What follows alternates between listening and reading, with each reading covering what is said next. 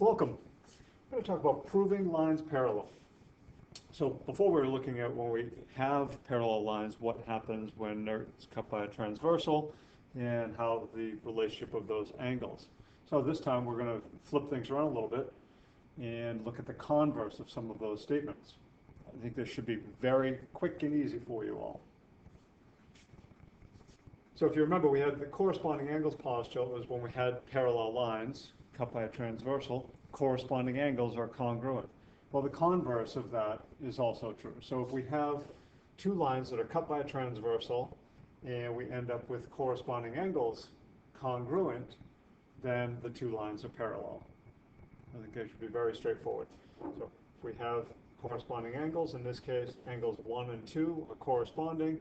If they're congruent, then that tells us that the lines are parallel. And this one's a postulate. Remember, one of these has to be a postulate. We need a starting point, something that we just accept, and we move on from there.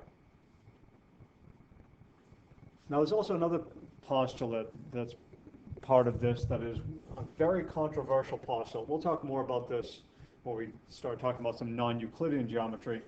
But this led to some very interesting things, because a lot of people said phooey on this postulate. It's through a point P, not on a line L, there's exactly one line parallel to L. So there are some mathematicians who said, you know what, there are no lines parallel to that line through that point. And then there are others who said there are many lines that are parallel to that line through a point. So I'm just going to let you think about that a little bit. We're not going to necessarily use this postulate over and over in proofs in this section, but I think it's something fun to think about. So through a point P, not on a line L, there's exactly one line parallel to L.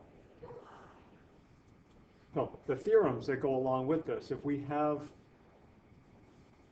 the relationship between the angles, the converse of each of the theorems from the last section, where we had alternate interior angles, alternate exterior, and then the same side interior angles, I think these are all very straightforward. So if you have alternate interior angles that are congruent, or in this case, angle 1 congruent to angle 2, then that means that line M and line N are parallel. The same can be said about the alternate exterior angles. So in the second example, we have angle 3 congruent to angle 4, and that's because we have alternate exterior angles congruent, and that's going to show that the lines are parallel again.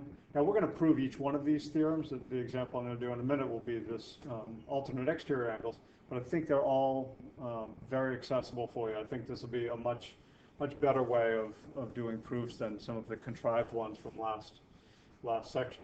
So the converse of the same side interior angles theorem. So if the measures of angles 5 and 6 in this particular example equal 180, then that means that the lines are parallel. So here's proof. If we're given that the measure of angle 1, or that angle 1 is congruent to angle 5, that means their measures are the same. Now I'm just going to talk through this. I'm not going to write out each of the steps. We'll think of this as a paragraph proof, and you could sort of write down each of the reasons. I'm just going to talk through it, give you a sense of one way to think about this, and there are many. So we know that angle 1 is congruent to angle 5. So over here in a little thought bubble, a postulate that we know, we can jump back to this one and say, all right, well, we know for sure we can use this. It's a postulate, so we're accepting it. We know that if corresponding angles are congruent, then the lines are parallel. So if we think about angle 1 for a minute, what's an angle that's corresponding to angle 1? Well, angle 3 is a corresponding angle. So as we look at that, okay, if we can show that angle 1 is congruent to angle 3, then we can show that angle R is parallel to angle S. So how can we relate angle 3 to angle 1? Wait a minute, we have angle 5 and angle 3 are related because those are vertical angles. So the measure, so angle 3 and angle 5 are congruent because vertical angles are congruent. And we already were given that angle 1 is congruent to angle 5, therefore angle 1 is congruent to angle 3 by the transitive property of congruence. If we know that angle 1 is congruent to angle 3, then because of the postulate that we know, the converse of the corresponding angles postulate, we can prove, we can show that line R is parallel to line S. Quick and easy, nice short little paragraph proof. All of the other things that you want to do are going to fall much into the same way. It's just kind of like a little puzzle. I think a good one and fun. Hope you enjoyed it, and we'll see you next